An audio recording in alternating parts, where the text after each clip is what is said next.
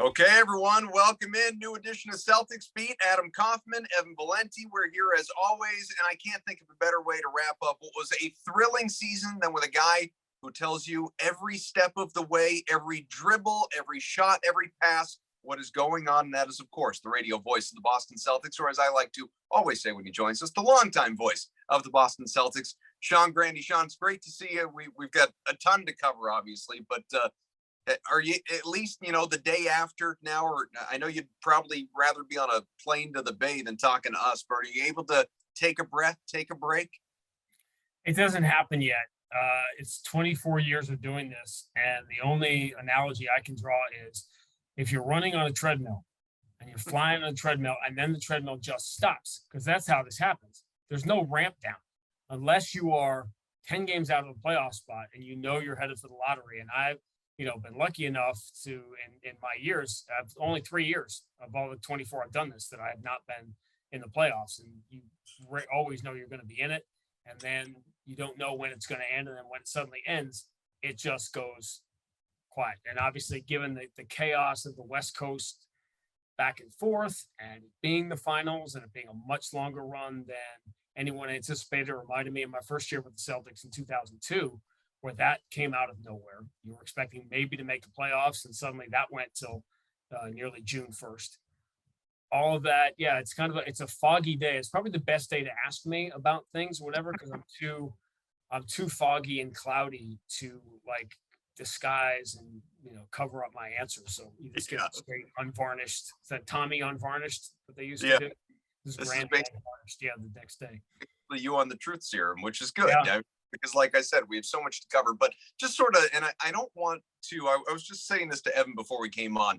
I don't want this for however long we're chatting to be a whole lot of Game 6 reflection. I want to look back on the season and an incredible story and incredible growth. And you put something on Twitter about just, what a memorable year it was, obviously, for Boston, and thanking the fans for, being there every step of the way with you and Max. And obviously we thank you for your great coverage and, year in and year out. Like you said, you've been at it a while, and this team is perennially basically in the postseason. But, what's just really nice, again, sort of that 10,000 foot view or whatever, what's really nice is, we are, for the first time, certainly in my time doing this podcast, and the first time that since, for anybody, radio or TV, first time in mid-June that we get to sit down and for the very first time look ahead to next year and look back on the season. I guess save for the weird COVID year where the Celtics finished in September, this is a traditional season where now we're less than a week away from a draft that no one has talked about, no Celtics fans even care about because they don't have a first round pick. Free agency is less than 2 weeks out, but the Celtics have everybody of note under contract and coming back, everyone in the rotation. They have very little money to spend. Maybe they can get creative, obviously, in terms of the TPEs, and they have a mid-level exception and all of that. We'll talk about that stuff later, but it projects anyway to be a relatively boring, at least, start to the free agency period, again barring trades. This is what it feels like, folks, for championship contenders, for teams that are always here at this point of the year. Golden State, 6 out of the last 8 years in the NBA finals and now 4-time champions. This is what it feels like going into an offseason for the teams that are really, really, it's nice. It's really nice, Sean. And I think one of the things I have to work on is being better about the very, very vocal minority as we talk the day after that. And you could feel them. It wasn't just the last couple of games. You could feel it during the Milwaukee series. You could feel it during the Miami series of intolerance, dissatisfaction with what was one of the most absurd seasons we have ever seen. And when I say do better, I mean, I've got to pull back and say, you know what? Be upset that they lost Game 6. Be upset at the way the series played out. Be upset that there was a chance. Obviously, this was a real opportunity to win a championship. This wasn't the 2017 Warriors and 2018 Warriors. I think it's interesting to talk about it on this day because you don't have the distance from it, and you're trying to almost guess while you're still in the forest what the trees are going to look like in the distance. But I believe the day after we're going to divide this season into 3 parts, which obviously everyone knows what the first 2 parts are. They're the 25 and 25 start, being 3 games under 500. A 9-week run in which the Celtics weren't the best team in the division or the best team in the East. They were the best team in the NBA by a wide margin. It was not close. This team put together a 50-game run up until game 4 of the finals that compares favorably, Adam, gentlemen, with any 50-game run in the history of the franchise. That's how good this team was for that period of time. But I'm starting to wonder, we always look for that moment. You have these autopsies. How many times Bill Simmons would call me the day after the season, right? And we do this, and you try to find that one moment. 3 years ago in the season that went horribly wrong, right? When it was supposed to be Boston and Golden State at the end, and that season went off the rails. It was always easy for me to pick the day that Kyrie went public at Madison Square Garden in the shoot-around and say, oh, yeah, ask me in June. And everyone went, what? I thought there's a clear dividing line there between what happened the rest of the year. The Celtics, as I said, put together that 9-week run. Best team in the NBA, not even close. And there's almost a poetry to the fact they went from 11th in the East. And when did they take over the lead in the Eastern Conference? The Sunday night game against Minnesota. After they had beaten 6 Western Conference teams in a row. They had led by 25 in all of those games. They just blasted everybody. To me, that was the peak of the whole thing, was that West Coast trip. I was doing the games on TV with Scal. Scal and I didn't do a single game, by the way. We did 6 or 7 this year. I don't know how many. We didn't do a single game this year where the Celtics did not lead by 25 in the second half. Every single game we did. But on that night, there's poetry to it. The Celtics go from the bottom, started at the bottom, now they're here, leading the East. What happened that night? Rob Williams got hurt. From that point on, the Celtics were really good. They were a really good team. They were playing at the same level as the best teams in the league, but they were not as invincible. They never were invincible again after that moment with Rob sort of feeling it out. That's how vital everybody was, how those 5 guys were together, that taking away one piece of it really left it a little bit off balance. And it was an amazing run full of snapshots and games we'll be talking about forever. But that, to me, is going to be a dividing point. It certainly is in real time now. That, to me, is the dividing line between best team in the league and one of the best teams that made a great playoff run. Yeah. Sorry, I'll let you go, Ev. But, the irony of that is, though, Sean, is that, if Rob never came back and was the same player, I would wholeheartely agree with all of that. Except in the last 2 games of the finals, he looked as good as he has all season for the most part. It was so many, like the bench didn't show up. Tatum, obviously, and we'll talk plenty about Jayson Tatum, had a terrible NBA finals, as good as, his first 3 rounds were. Like, Rob was, one of the only guys even in keeping them alive in those last 2 games. I don't disagree with that. And I'm not saying that it was the Rob injury that started it to me. Yeah, but that was the turning point. If you look at the point at the dividing line, there's the three parts of the season, right? The really difficult first 45 something games, then that 9-week run of absolute insanity of overall play, but particularly historic road dominance, which continued in the playoffs. This was, I didn't do the final numbers after the 5th game in Golden State to see if they dropped any further, but this was the 4th best road team in the history of the league in terms of scoring margin.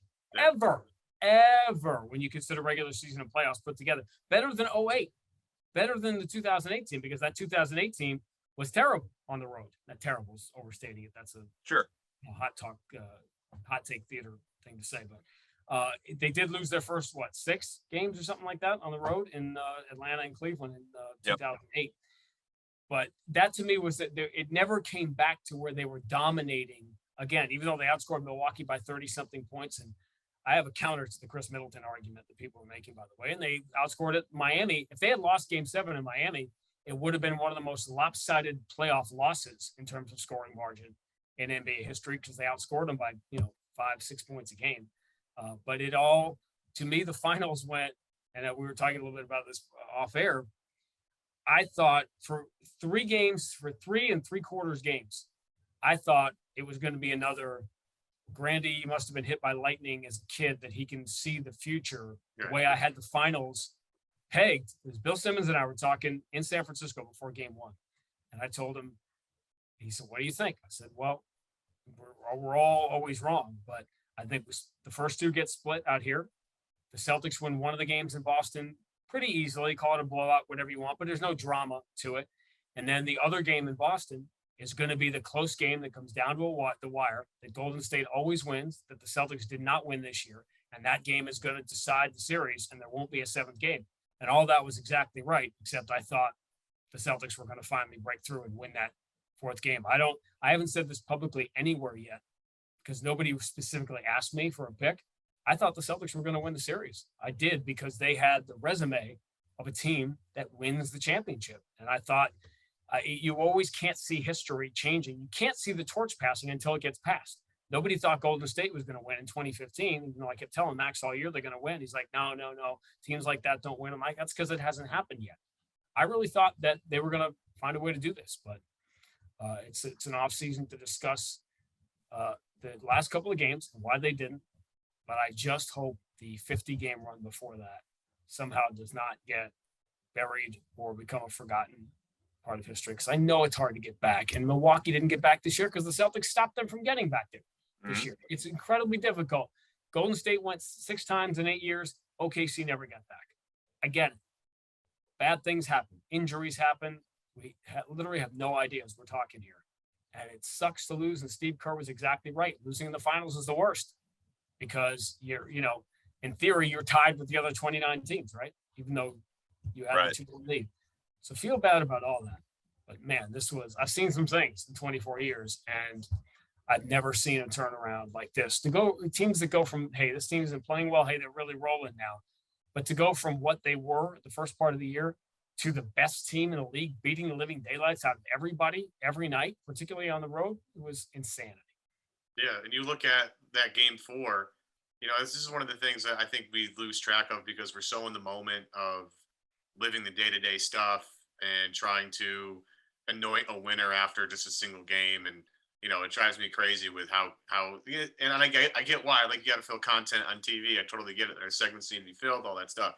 But like they're razor thin margins when you get to this point, and we talked about this, pre-show. And as you mentioned, game 4, that's going to be or one of the games in Boston, and ended up being game 4, is going to be the game that decides this all. And if it's not for Steph Curry going absolutely nuclear in game 4, and he was absolutely brilliant in that game, Boston takes a 3-1 lead, and that's probably it.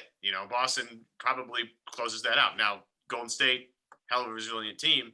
But that's the thing, and when you combine that with the fact that Boston had such a dominant stretch, and we were talking with Gorman during that run, and there was a Utah game where I asked Mike, I was like, "Is that there was a game? I don't remember if it was at home or on the road because at this point there's been so much basketball." That was a home game. That was a home game in March. That was a home game. It was the best start to a game I think I've ever seen in my life, and it was comical, and Mike and Sal are laughing on the air about the dominance. It was just like, it was on both ends. Everything was going in. They were stopping everything. When you factor everything in together, I know we're all still some various forms of like raw and emotional from the moment, but when you look at all, isn't there like 12 steps or something? There's like, you have to go through all anger. Right. Yeah. Acceptance. We're not through them yet. Like, yeah. No, we're not through yet. I'm on like step 3. I'm all the way there. I'm look, as Sean has illustrated, and I've pointed out a few times about certain things, I just don't know how I mean, again, not winning the championship is awful, but I don't know how we get to the finish line here and we're not excited about what this team has accomplished and what this team could look like going forward. Like, I was listening, we talked about Simmons quite a bit in the show. I was listening to his last pod with Joe House, and like the concept of, were the Celtics better off if Jimmy Butler hit the 3? I'm like, why are we this depressed? Like, what are we doing here, Sean? What is this? You're not. And that, by the way, Jimmy Butler hits the 3. My God. I mean, people are talking now. Listen, Jayson Tatum is going to carry what he's going to endure now comes with the territory of being, I'm skipping ahead, right, to our inevitable topic then. Sure. Tatum is going to carry with him what comes with being one of the top players in the game. And guess what? The Celtics did it to Isaiah, and the Pistons did it to Michael Jordan. And there's a long history of this in the league. And this is Jayson Tatum's time to go through it. and he will, and he'll be better for it. But if the Celtics lose Game 7 in Miami, that is David Tyree, Bill Buckner, that is on that list, because they were up double digits with 3 minutes to go, and it was insane that Jimmy Butler got that look. But that, looking back now, should we have known that they were lucky to win? Lucky's the wrong word, but they got away with Game 1 against the Nets. They needed these epic performances against Milwaukee. Was Miami good enough? Look at the Celtics I'm talking about in February and March. Does Miami push that team to the 48th minute of the 7th game? That's why, to me, there was a difference between, and the other question too, does Golden State win the series? Do they win it the way they want it? If the Celtics don't have to learn these lessons in the Milwaukee and Miami series, and those series don't go 7, like the Celtics had controlled those series and won them in 5 or 6. Does the Golden State series play out the same way? The same thing just happened in hockey to the Rangers, who had an amazing playoff run, but they ran out of gas because they messed around early in the playoffs, and they had to go 7 games and 7 games and 7 games. They had nothing left by the end of they kind of had a very similar finish, because they were up 2-0 on Tampa and had a 2-goal lead in Game 3, and then blew that lead and didn't win again. And, listen, it's all part of the process, all this stuff, but the lessons that you learn are about the value of every possession in the playoffs, playing for a championship. And it seemed like the Celtics were being taught that lesson in Game 5 against Milwaukee, taught that lesson in the Miami series. Kyle Lowry, I could jump higher than Kyle Lowry in the series right now. And yet that dude, the idea of scratching and clawing, look at Lowry 2 years ago in Toronto. The Celtics had to take the title belt out of his cold, dead hands in the final minute of the 7th game. And that is the urgency that I think comes with time. You have to learn that. I think that's what frustrated some of the fans, because fans knew it, because fans are older and have been through it. And they knew that urgency wasn't there, and turnovers were piling up and not valuing possessions. But that's the difference. And that was the biggest lesson. And I don't think Golden State's got enough credit for the defense they played forcing a lot of those turnovers. I mean, come on. Thank you. Golden State, Second best defensive team in the league this year. Like, it's not like they're going up chopped liver here. Boston was number 1. Here's what everybody is they glom onto their narratives. Boston was the number 1 defensive team. Golden State shoots 3s. No, that's not. Facts do not back that up. Golden State was number 2 defensive team behind the Celtics. By the way, here's another one that we heard all series. Golden State and their magic third quarters. They're insane. This insane third quarter team they are. Who is the second best third quarter team in the NBA this year? Boston. And then there's the gap between the Celtics and the rest of the league. So all that stuff is just, people like to glom onto the top story. It's why Steph Curry, people still say he's the greatest shooter ever. He is the greatest shooter ever. Guess what? He's one of the greatest players ever. He is not just a shooter. He hasn't been for many, many years. And people finally, if they didn't know, Steph has been playing, he's playing this disrespect game, which, listen, we all love us some Steph Curry. But, dude, I'm being disrespected here. These people don't know. Everybody thinks you're the greatest guy in the history of the world. And there's nobody with any common sense that doesn't think he's a top 10 player all time. Well, they just think his wife can't cook. That's all. And the discussion today, it's funny, because I think it's perfectly fair today to have the LeBron, Steph, best player of the era conversation. He's earned the conversation today. And I saw a stat. I love this one, because it just shows you how people want to just ride with what is happening now and never step back. It was a list of the statistical differences between LeBron and Steph. It was taking everything Steph has done and LeBron has done together, eliminating that, and then just adding on everything else LeBron has done. 3 finals MVPs, 2 more regular season MVPs, all-star appearances, whatever. That just the difference between LeBron and Steph is enough for a player to go to the Hall of Fame. That's the difference. Yeah. So, but it's it's all a fun topic. They deserve everything they're getting today. Steph does. Should have been the MVP in 2015, right? Obviously, they gave that to Iguodala, even though LeBron did a series great. Doesn't matter. But at the end of the day, there are many things that happened in the last 6 games, particularly in the last 2 games and 6 minutes of the series, when everything changed. When the Celtics had win probability, which I like, Celtics had an 83% chance to win game 4 in the fourth quarter and go up 3-1. And from that point on, it fell apart. When all of us here, we knew Steph was going to be Steph. How many of us thought 2 weeks ago we'd be sitting here saying unequivocally that the second best player in the series was not Klay Thompson, Jayson Tatum, Jaylen Brown, but Andrew Wiggins? The whole thing is just it's fascinating, and we will get back to Tatum, but there's a lot there, obviously. The fact that had they won that game 4, and I think most people think this way. This is not like a wild take or something. This is common, belief. If they win that game, they're up 3-1.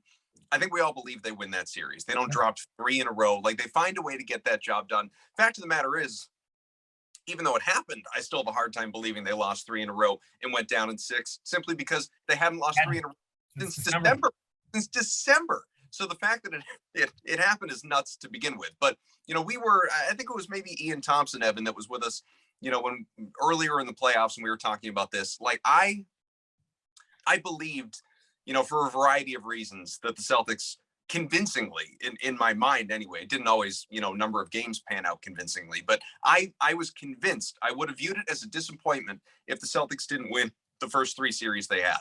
I was certain they were better than Brooklyn.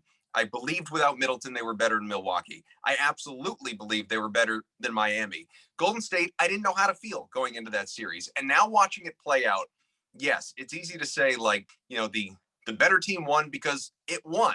Like Golden State, I think championship medal and veteran, having been there before and all that stuff, it comes into play. But the reason that you do have some people, and I see some of this, the reason you have some people sort of harping on the Celtics choked it away, or it's a lost opportunity, or call it whatever you will, those turnovers, to have at least 15 turnovers in the 4 losses, to average 18 in the elimination game at home, to turn the ball over 22, 23 times, for Jaylen Brown, who certainly really good in the finals overall, but to look like at points that he didn't even know how to dribble. Easy for me to say, obviously, I'm not in the NBA, he is. But, to the way the ball would come out of these guys' hands, like, I go to a point crediting Golden State and it's really good defense, but I also look at it and say, man, a lot of those turnovers, especially in the clincher, a lot of those turnovers were unforced. It was just the Celtics being careless, reckless, chaotic with the ball.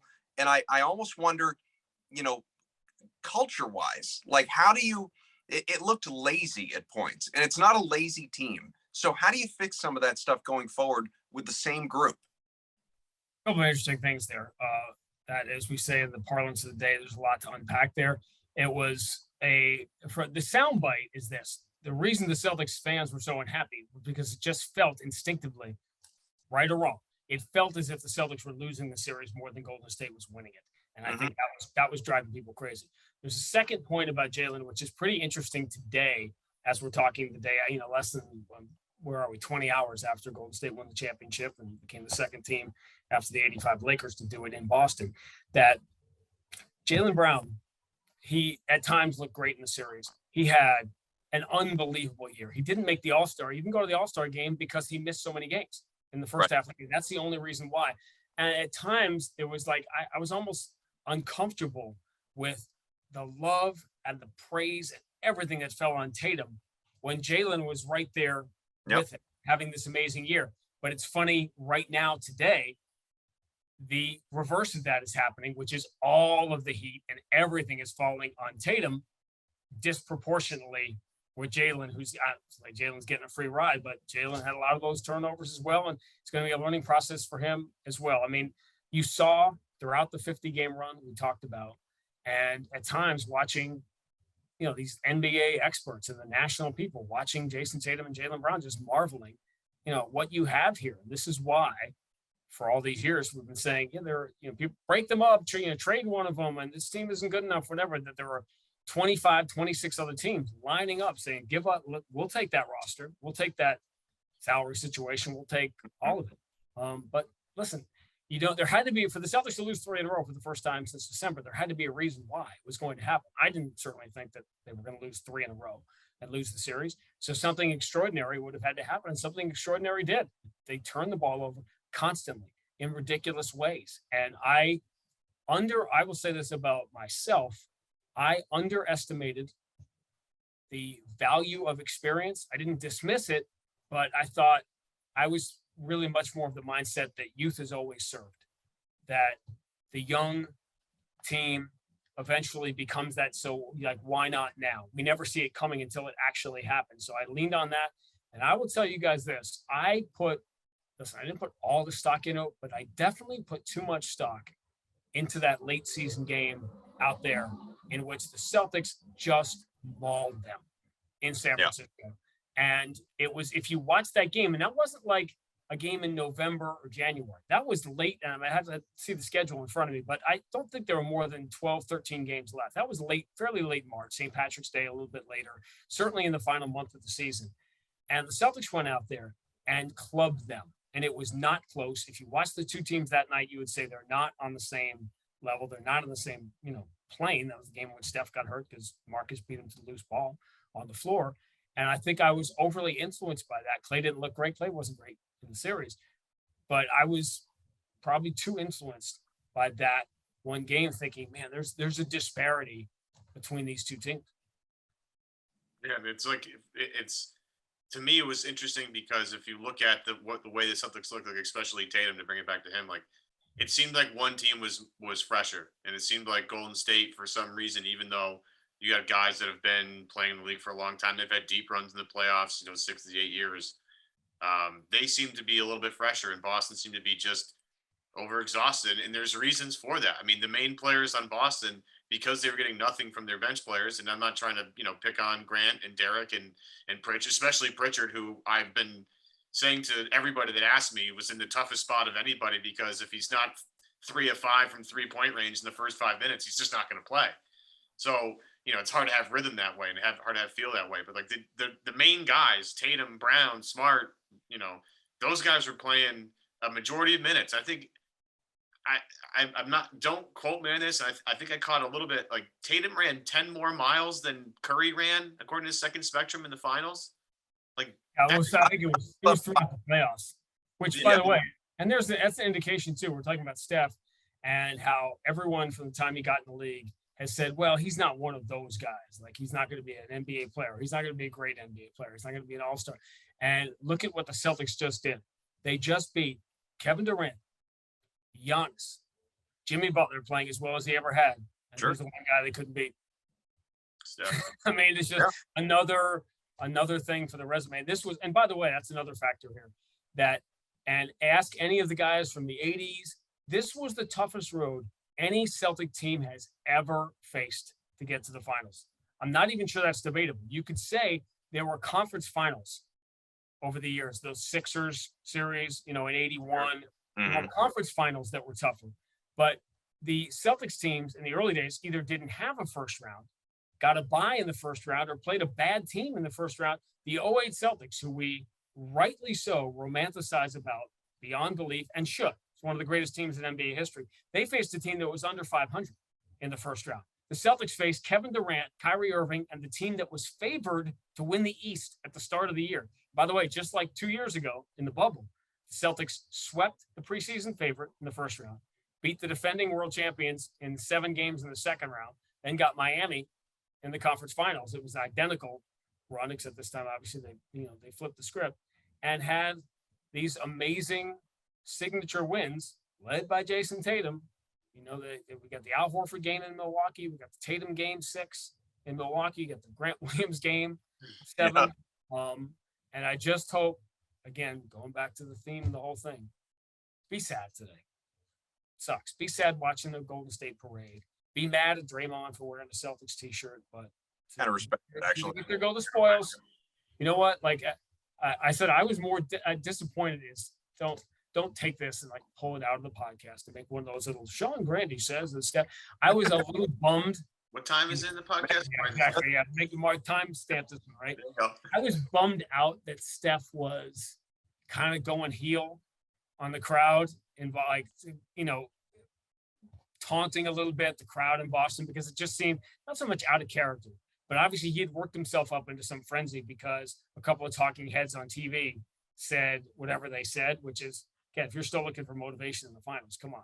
But I thought it was ridiculous because for 2 reasons. One, he's the most universally loved and praised player there is, and rightly so. And it's funny, him coming to Boston, because there was no question over the last decade, Celtics fans or not, who's the most popular player outside the Celtics in New England and in Boston and a lot of cities, obviously. How many little kids are wearing Steph jerseys? You know, obviously my son was a big Steph fan, and that was one of the biggest things. Yeah. One of the biggest things for me in this run, and it really helped put a lot of stuff I hate in perspective, but it did in a lot of ways, was seeing people say, oh, it's great, you're back in the finals. I was seeing it completely through my son's eyes, who is 10, and living it through him and dying on there. After game 5 Milwaukee, we walked home. There were tears. There were no words. He went, and you feel like the worst father in the world. Like, what have I done to my son? I mean, he was just miserable after game 5. He went upstairs and went to bed. Like, nothing. There was no consolation. I had nothing. And of course, you know, we know how that turned out. But seeing it through his eyes was not only amazing as a father, but it also was a reminder to me as the, say it with me, Adam, long time voice. Look, I kept it out of the copy for a reason. By the way, why isn't that a t-shirt? Like Max now is making t-shirts every time he opens his mouth. That's true. Yeah, we can't t-shirts. Why not the long time voice? You get a picture of me with a cane and a big one of those like hearing aid things. Well, you need a podcast on the CLNS Media Network. That's probably true. So seeing it through his eyes. That's what we need, another Celtics podcast. I know, right? More. That's what we need. More content, more people talking and nobody listening. Seeing it through the eyes of a 10-year-old reminded me, as the longtime voice of the Celtics, that the fan base turns over. That the Celtics hadn't been in the. We all remember, most of us listening to this have strong memories of 2008 and 2010. I was there, for goodness sake. I have more memories of that because I was courtside as opposed to being up at the top of the building. I remember everything. But they have not been in the finals in my son's lifetime. Okay, I know he's only 10, but that change, the fan base turns over, and that's why to see for Garnett Day late in the season, the playoffs, to see when I first came here, you'd have Havlicek coming back, and occasionally Mr. Russell would come back, and Bob Cousy would be around. You'd see the legend. Now, Eddie House comes back, and Perk comes back, and Big Baby, when he's not on parole, whatever. Like, let's bypass that little detail. Ray Allen getting an ovation. I mean, Ray Allen coming back. I will tell you this. I mean, there's a lot of behind-the-scenes stuff I can tell you, but Ray Allen hit, if not the biggest shot in NBA history, it's on the very short list, right? As clutch as clutch can be, winning that championship for Miami against Ime, by the way, that I have never seen. I've seen Ray Allen knock down 6 or 7 threes in the NBA Finals in Game 2, and I've seen Ray do all these amazing things. I have never seen him nervous, or even close to more nervous than I saw him talking to him backstage before going out for the Kevin Garnett thing, because that was a day, that weekend was so intense. And that day was so intense because nobody really knew. Ray was sort of coming back in the fold, but he didn't know what the reaction was going to be. Everyone forgets Ray got booed out of the. He came back with Miami. It was brutal that day. And by the way, a lot of that came from KG. Fans took the cue from KG. And John, again, Ray, not to cut you off, but I mean, no Celtics media outlet in the last decade has talked about that more than this show. Well, because so I promise you. Listen, Max and I have staged a lot of disagreements over the years, right? And we do our show, we do our thing. We've done for 20-something years. I can think of very few legitimate, I don't know, disagreements is the wrong word, but like legitimately saw things differently. But he would not accept, no, it's not that bad. I'm like, you are outside your mind if you don't think Ray is getting killed by the fans here. Absolutely. He predicted that he was going to get a big ovation. I'm like, I don't think you're reading the room right. And Ray got killed here. So he didn't know. And listen, Ray's a human being. And he wants his number retired. And of course, he wants that love. Why wouldn't you? Right? He deserves that number somewhere. Right. And I'm not right. To say he deserved, I had no problem with the fans. I'll tell you this. I know I'm jumping around. I was nervous last night. The trophy presentation. If I'm Joe LaCombe, I know I just won a championship. Even if I didn't mean it, I'm probably saying something about the great fans of Boston and what a great team the Celtics are, because the room was a little bit like, I don't know how this is going to go. Watching the trophy presentation, and it was, particularly with Draymond up there. And it's ironically, go figure, Draymond's the one that, was complimentary of the fans and the whole thing. But when Ray was nervous before that. I think a lot of people were. I'd never seen Scal so nervous, doing that MC bit or, whatever his part of it is, because that's how KG kept you, as on edge, and it worked. Let's go back to Tatum, because, we've mentioned Tatum kind of here and there, but let's really focus in on Tatum for a few minutes, because, it really was, you could talk about the minutes, like, Evan highlighted minutes earlier, like I was reading it earlier. Jayson Tatum, he played more than 3,700 minutes across this season, which was more than 800. It was like 700 and change, 740, 750 more than Steph Curry on the other side. It was, hundreds more than any of his Celtics teammates, even those regular, guys in the rotation, fellow starters, whatever. Like, he played more minutes. He's played more. I don't know what the exact number is, but Jayson Tatum has played more minutes since the resumption from COVID, I tweeted that a couple of weeks ago because I was curious. Yeah, so I'm probably stealing it from you. Then anybody, it's not close. It's not close. And by the way, Olympics. Yeah, was right.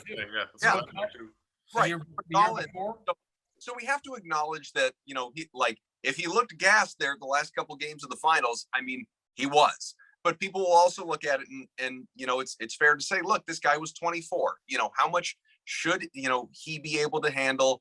I think on the one hand, he went out and obviously proved, to anyone that said, and there were people, Jayson Tatum isn't yet a number one, or he's not yet that guy that can take you to the NBA finals or can win you a championship. Well, Jayson Tatum, he didn't do it alone, but he largely carried this team to the NBA finals. He was the clear number one, as good as Jayson Tatum or Jaylen Brown was throughout the year, to your point. Jayson Tatum was the number one. He was the guy that, he was the guy that, and had so many great moments in the postseason throughout those first three rounds. But in the finals, whether you want to say he was gassed, whether you want to say he wilted, wasn't ready for the moment, too much bitching at officials, too many careless turnovers, too much driving for contact. We could look at it any number of different ways, obviously. But the fact of the matter is, 6 games, he really didn't even have one good one. One kind of okay one, but by his standards, a very lofty standard that we hold him to, he had a very bad NBA finals. And so where does, he owned it after, to his credit. He owned it after. But where does he go from here, knowing full well, like most greats, and if he's going to be a great, and I think he will, most people think he will, most greats don't win a title at 24. He's ahead of schedule in terms of even just getting there. But where does he go from here? Well, it's interesting because LeBron, think about LeBron, not just his first final, the second one too. 2007 against San Antonio, when, guess what? He was the top guy like Tatum, and they crushed him and they swept the series and they took him out of it completely. And then the meltdown, right? 2011 against Dallas, and LeBron had that really bad finals. Couldn't even, JJ Barea was guarding him. Couldn't even get by JJ Barea.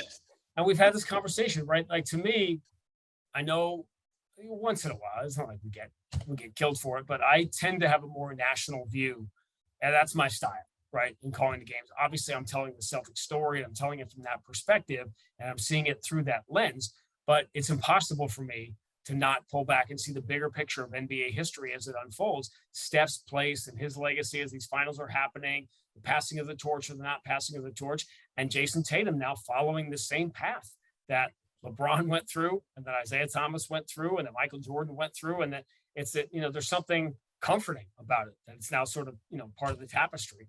And of course he's ahead of the curve in any way. It's an interesting point. A couple people brought this up, and I got to thinking about it, that you call it meltdown, whatever we're calling the turnovers and the general play. 6 years ago, or 5 years ago, 4 years ago, his rookie year, they go to Game 7 against Cleveland and they lose the game, but it wasn't this way. It wasn't like folding under the moment. It wasn't turnovers. It's interesting to me that team that was so young, and Tatum and Jaylen were so much, Jayson Jaylen were so much younger 4 years ago, and yet they didn't lose that way in the Cleveland series. Whatever. It's interesting that it would happen now. Yeah.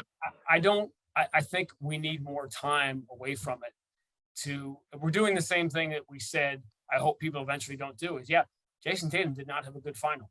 Why were the Celtics in the finals? Because Jayson Tatum willed them there and played against Durant and Giannis and Jimmy Butler for 3 rounds, beat all 3 of them, had some of the most epic games anybody his age has ever had. I think where it hit home with me, some point somebody either tweeted this out or this little factoid came out, and I think it often bears repeating. Jayson Tatum is younger than Tom Brady was when he won the first Super Bowl. Right. That is, whoa, okay. Let's just take in a minute. And that, I think a lot of people are talking about this today, but I've been mentioning it during the series that Steph was 26 and LeBron was 27 and Michael was 28. And, the KG, Paul Pierce, Ray Allen were all in their 30s when they won the first championship. So I just, knowing if I'm falling back on the history of the league, forget the individual nature of Tatum and how he's always gotten better in every situation, that the history of the league says that the great players go through this, learn from it, and get better. Yeah. Does the way that he played part of that finals bother you, though, in terms of just stylistically, like, the driving specifically for contact and just how erratic he was, under and around the hoop and missing so many layups as a result? It seemed like he was really just getting away from so many of the things that he did well throughout the year, throughout the playoffs. Those are the things that happened in December and January. I asked Ime last night, and what turned out to be our 106th and final pregame conversation of the year. I said, you and I have had this conversation, had 106 of these, and a lot of them early in the year, we're talking about driving into contact, turnovers, complaining to officials. Why are we having this conversation again in June that you and I had so many times in November and December?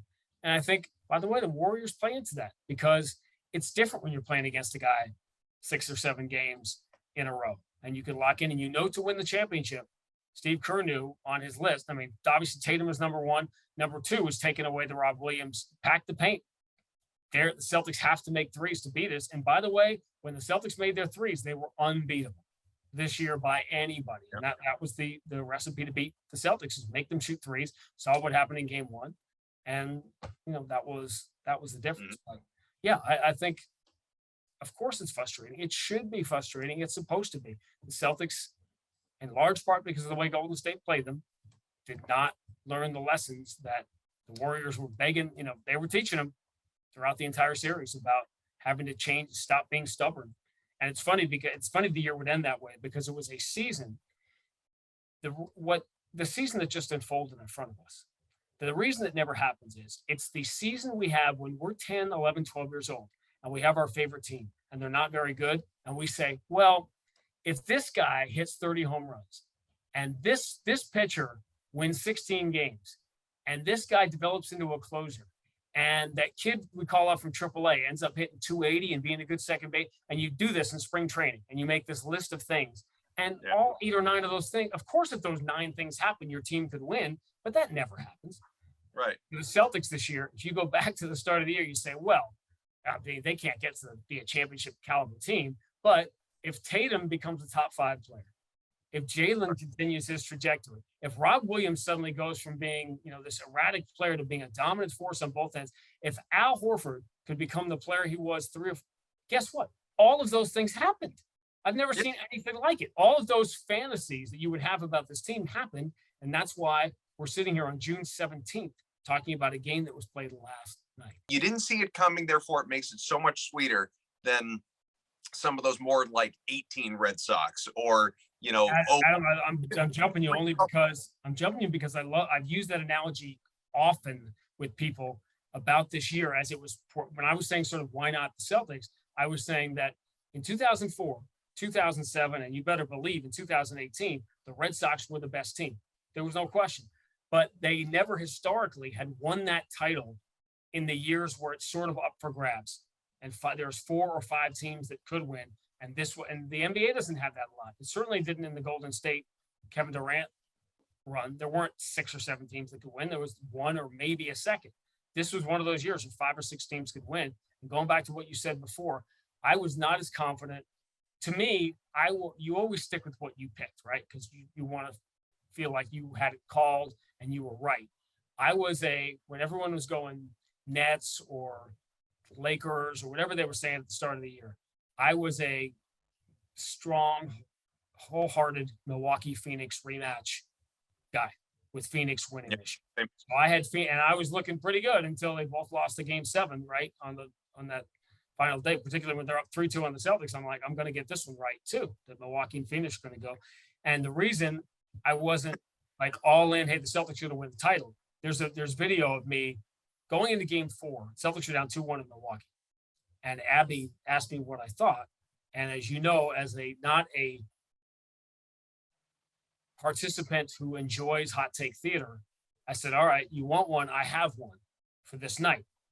Going in, Celtics are down 2-1. It's game 4. I said, the winner of this game doesn't just win the series. The winner of this game is going to the finals, which turned out to be right.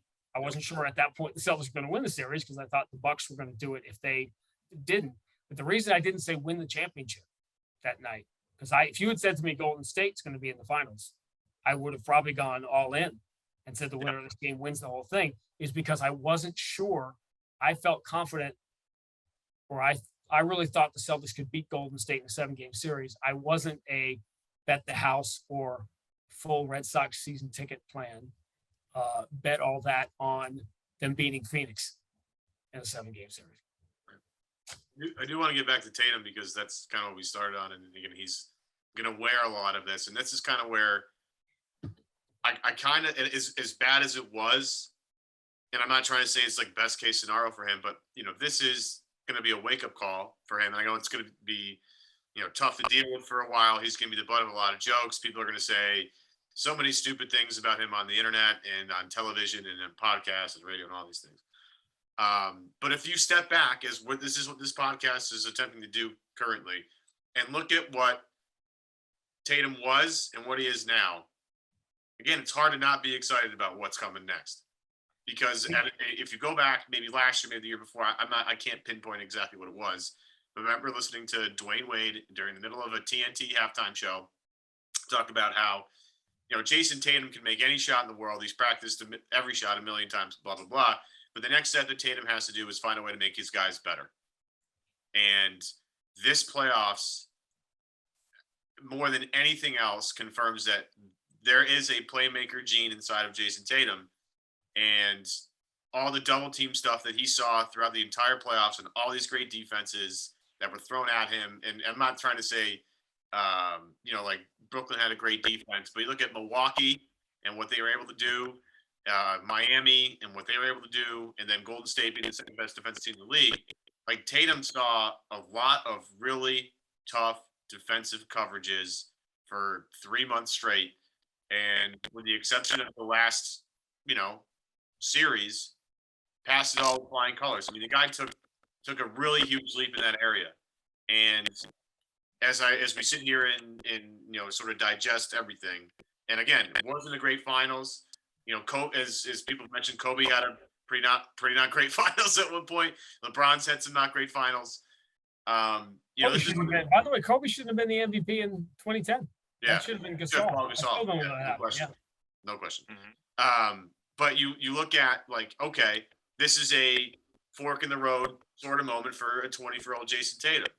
And I don't know about you guys, but I'm going to bet on the kid who's 24 years old, just played in his first NBA Finals, and didn't have a great go at it, but had a lot of really great moments, not only throughout the entire season, but has had really great moments leading up to the season. And I think we're going to lose track of that in all this mess. That's like, I've avoided listening to, if you're not a basketball podcast or a basketball radio show, I have avoided every single one of those shows because it's just all garbage. There's no actual discussion taking place of what is actually happening on the floor.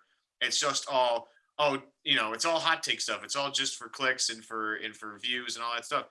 If you want to actually break down the tape, like Jayson Tatum, wasn't fantastic, but I learned a lot about Jayson Tatum over the past year, and I'm firmly, even more so, in Team Jayson Tatum than I was when the year started. And I would bet more on Tatum because he had a bad go at it.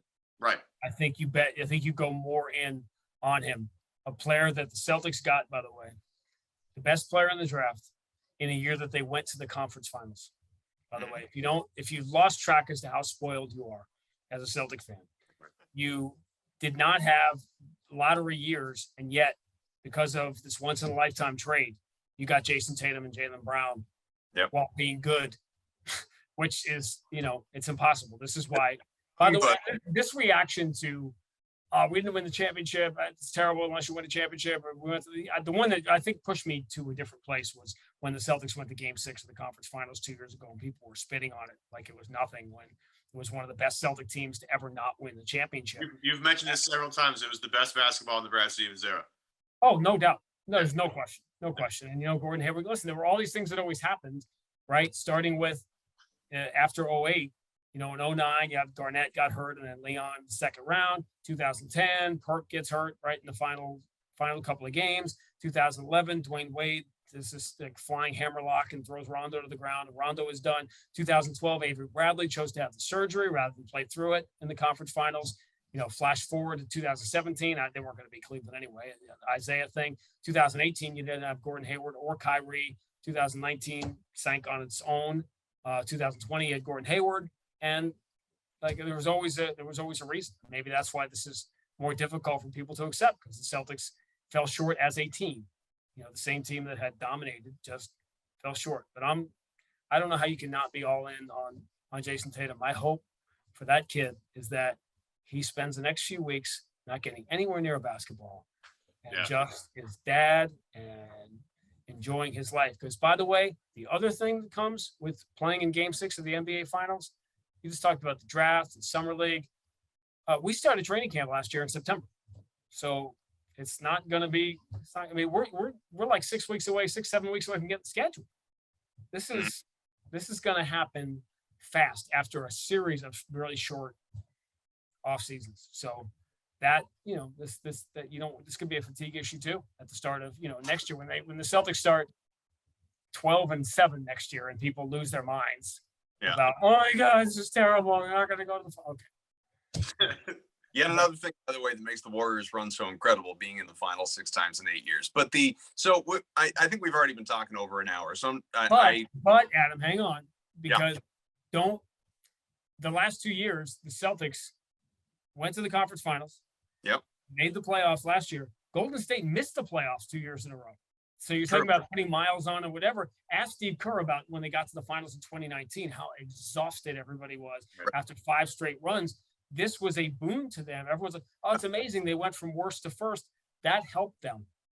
Right. Now in this sort of recharge and this extra title. I don't know. Does this happen if Steph stays healthy or Clay is a little healthy and they make kind of medium to long playoff runs, particularly last year when the season went so late? Into June, the Celtics played in June last year, even though they only went to the first round. What if Golden State, instead of getting eliminated in the play-in, what if they put together a little run and they ended up playing into deep into last year? So these things could be a benefit too. Well, Sean, that's why in large, I wasn't going to bring this up because we've been running so long to save this for future shows, but just to hit it quickly, I guess that's sort of my number one concern right now about Al Horford next year. Is it's a foregone conclusion that he is coming back in the eyes of most, because he's on the hook for almost $20 million whether you bring him back or not. So $26 million, it seems like a no-brainer. Guy was awesome this year, one of the anchors of your defense. He played like he was 30 for the year. But here's the big difference that not a lot of people are talking about right now. He's going to be coming off this like weeks-long layoff, starting next year, assuming he starts off the year healthy, versus this season coming back to a familiar situation in Boston where he didn't play for half season. Like, he couldn't have been more fresh and rested and relaxed and mentally prepared and all of it going into this past year. And he played like it throughout. He was awesome. But I don't know what now 36-year-old Al Horford's going to look coming off a long run like this next year where he played, whatever the final number was, but upwards of 100 games. I don't have a clue what that's going to look like. How many guys signing up right now for that Sam Presti Club Med vacation where you get full salary and you get locked out of the practice facility. Like, don't show up here because you might help us win some games. I think you're going to, I mean, who knows? Nobody knows anything on June 17th, right? But my guess is you're going to see, as Max likes to call them, Detroit National Parks, the DNPs. And I think you're going to see a lot more, Al's going to be more like that starting pitcher on 3 days rest. And I think you're going to be very careful with Al minutes, which is why, again, not to open up a new thing here towards the end, but one of the discussions over the summer is going to be about the depth.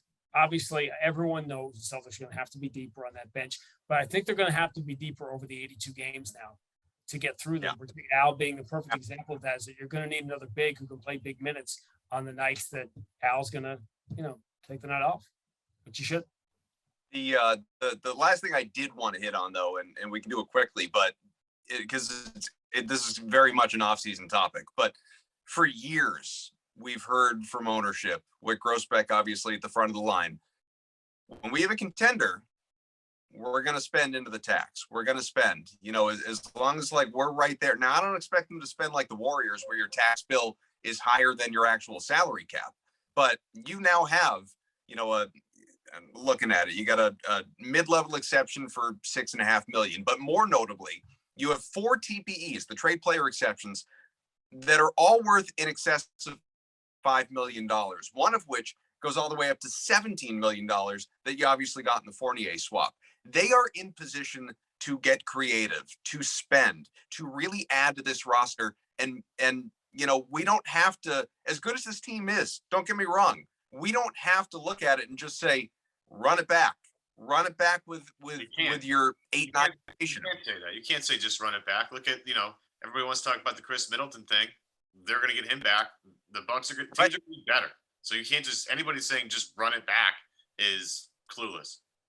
So my question is, do you expect Wick and company to quite literally put their money where their mouth is? Of course, I absolutely do, except I reject this notion because people get mad too online. They should be spending it if it makes sense, if it's the right guy. There's this sentiment that they should just spend the money because they have, or spend it for the sake of spending it. Or when they were trying to get below the apron and they were trying to do because it made more sense and it gave more flexibility, people were acting like it was their money, right? It was just spend the money to spend it because that will automatically make us better. It doesn't work that way. But no, I don't think there'll be any, particularly when you get this close. Fans, players, coaches, not the only ones who get frustrated and want that taste again. When you're ownership and you get this close, and Tatum and Jaylen Brown, they watch Steph and Draymond, those guys celebrate. Ownership, when they see the other ownership celebrate, particularly when one of them used to be one of them, it drives you. I reject the notion that there is 1% of this ownership group that doesn't desperately want to win. Then you don't know these guys. I mean, that is not an issue. Finding the right guys to spend the money on, that's a lot more complicated. But you don't spend it just for the sake of spending it. But I don't see any crazy financial restrictions on the Celtics at this time, which is another reason Celtics and Celtic fans are spoiled, because it isn't that way in a lot of places. Have any parting thoughts? Draft David Roddy, please. If you can tell by his Stan Twitter account. Yeah, we did a whole hour and you guys didn't ask about like TV or Mike Gorman or all the other stuff. It's like, this is a breeze for me. I figured this is the topic of all the off season. I know what's like a hard hitting, really dramatic question that we can ask Sean. Get him uncomfortable. Yeah, God knows, but yeah, no, we'll see. How many guys are seriously hurt in that Celtics locker room after Game 6? Well, was it Ty Lue a couple of years ago? Everybody's hurt. Everybody's injured. Everybody's hurt and everybody's playing. Everybody's hurt. We're all hurt. Yeah. Listen, I do the least lifting, heavy lifting there is. I'm the play-by-play announcer for the team. I'm exhausted. Right. Okay. Imagine how many times Grant Williams is basically like been in a Tyson Fury heavyweight fight for the last 6 weeks. How many times has Grant Williams gotten clipped in the face in the last 6 weeks? It's happened like once or twice a game. He gets smashed. This stuff doesn't magically go away. Everybody is beat to death when you play 106 games. I love that we have, shows throughout the offseason here on Celtics Beat. And I like that it's a short offseason. We have much to cover week in, week out. We will maybe get to some draft stuff, depending on whether it looks like the Celtics are going to do anything of note, because again, they don't have a first round pick. And of course, free agency, it's right around the corner. Sean certainly will join us again at some point, because I know he is always gracious with his time with us. And stay with us. Exciting year. Almost got there. So close. And it will sting for a little while. Like Sean said, be upset. You're allowed to be. Lord knows we all are for our various reasons. But, the June basketball, you can't beat it. For Valenti, Sean Grande, we'll talk to you again real soon. Thanks.